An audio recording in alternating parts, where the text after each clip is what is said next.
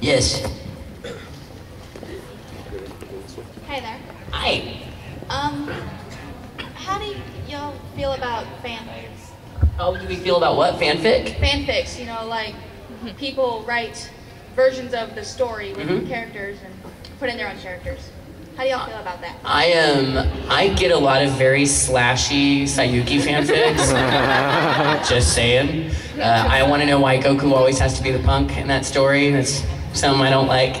But like, I think fanfic is an outlet of creative writing. I think the only time it's a problem is when, I heard music. When I know that it's happened with some Inuyasha fanfic, and it happened with some Harry Potter stuff. When the owner or author of that material asks something to be removed from the internet, you have to respect that author's wishes. And I've heard people argue like, well, J.K. Rowling has no say-so over my fanfic. Yes, she does. She created that story. But when it's fun and you're just trading stories with friends, I think it's a wonderful creative writing things. However X-rated it gets at times. But and it's not, and all fanfic are not lemon and slashy. All, you know, there are some very sweet fan fiction that's just an alternate version of the story. I know Eric has something he wants to say though. I have a very strong opinion on this. But it's positive.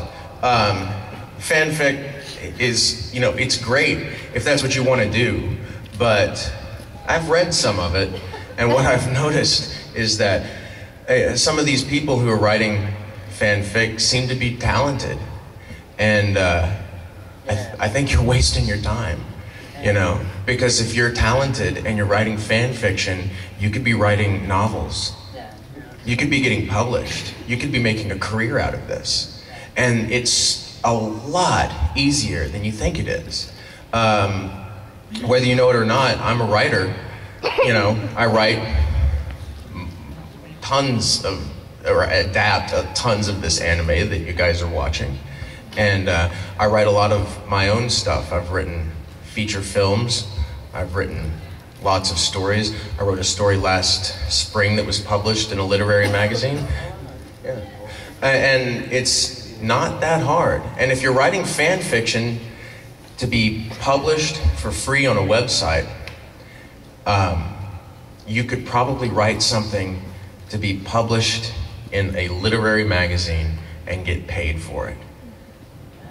And I highly recommend you guys give that a shot, because if you're talented enough to write fan fiction, you're probably talented enough to write fiction. So that's what I think. Awesome. Thank you. That's a great question. This one's for Kyle. What's it like working with Stephen Bloom? Okay, Steve Bloom is one of my big voice acting idols. He's actually the one responsible for getting me work in LA when I moved to LA.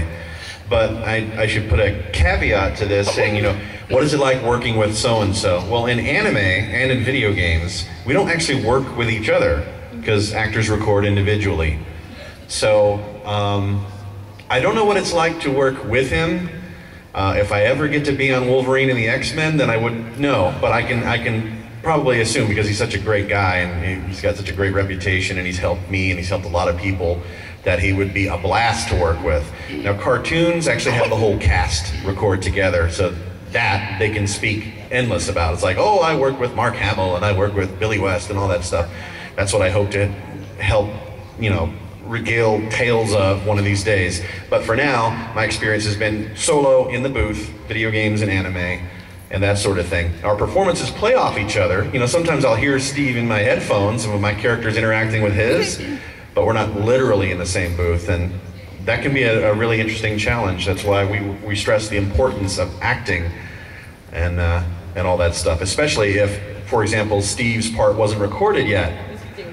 When he's not there, and there's nothing laid down in English, and I'm the first actor recording in a scene, I have to set the tone, and I have to rely on the director who has studied the episode and the script to tell me what my motivation is and all that cliche stuff and all that fun stuff. So Steve Bloom is awesome. All right. We love Steve Bloom. Thank you. Also, what's one of your hardest roles for everybody?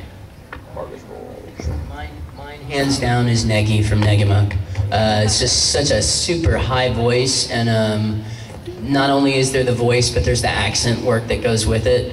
When we first started doing this show, they pitched my voice electronically, but by the third episode, I was doing that because I was so used to hearing the pitched version that I was just doing that with my voice. But it's super hard. I would have to rehearse. I mean, I would have to warm up for like an hour on the way to the studio just to do that voice because it's so freakishly high. It sounds like a little church mouse, you know, and it's not, it's, as you can hear, it's nothing like my real voice. So yeah, that's the hands down hardest role ever. My hardest role vocally? Yeah.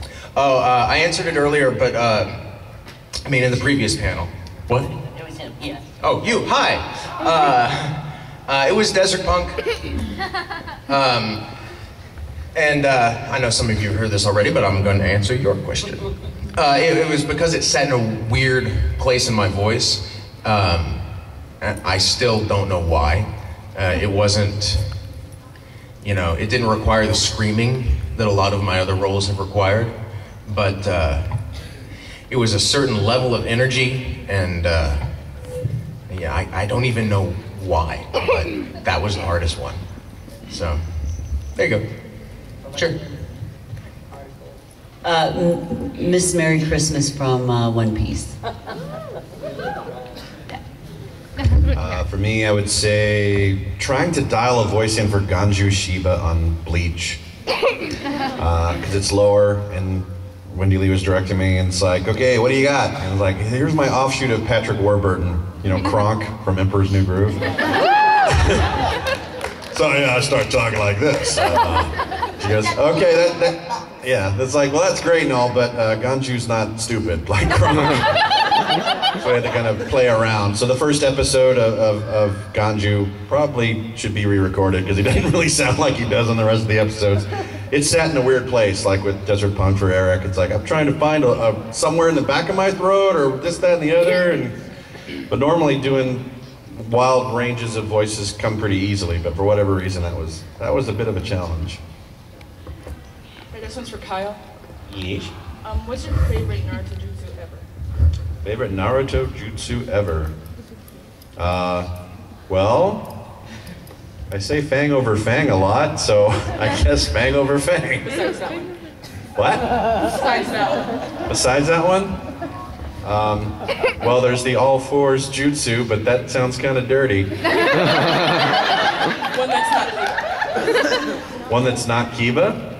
Wow, you're like really pushing it there. Yeah. Oh, okay.